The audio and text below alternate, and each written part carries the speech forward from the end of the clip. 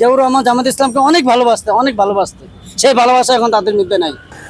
আমরা রাজও তাদেরকে ভালোবাসি, তাদের বিরুদ্ধে তো বলতে চাই না। বিএনপি নেতৃত্বে ঢেউ উঠেছে ঢেউ, দাড়ি পাল্লা মার্কা ছাড়া ভোট দেবে না কেউ।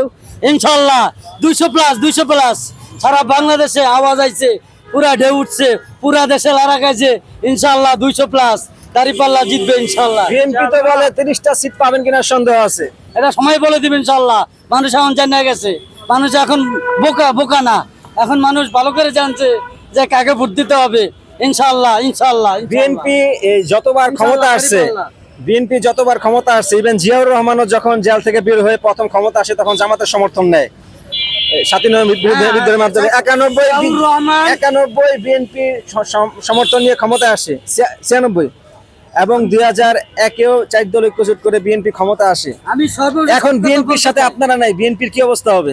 একটা আমরা আগেও ভালোবাসতাম বিএনপি, এখনো ভালোবাসি, কিন্তু তারা আমাদেরকে ভালোবাসে না। জিয়াউর রহমান জামাত ইসলামকে অনেক ভালোবাসতে সেই ভালোবাসা এখন তাদের মধ্যে নাই।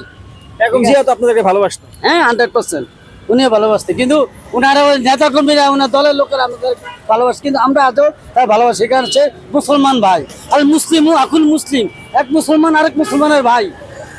আমরা রাজও তাদেরকে ভালোবাসি, তাদের বিরুদ্ধে তো বলতে চাই না। আমরা বিএনপি নেতৃবৃন্দ বলে বিএনপি যদি ক্ষমতা আসে জামাত ইসলামকে নিষিদ্ধ করে দেবে, নিপীড়ন করবে। আপনাদের দল থেকে কি এরকম কোনো নির্দেশনা দেয় কিনা যে আমরা ক্ষমতা আসলে বিএনপিকে অত্যাচার করব?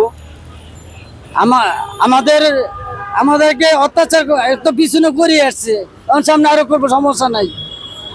একটা কথা আছে না যে বুকে অনেক ঝড়, বুক পেতেছি গুলি কর।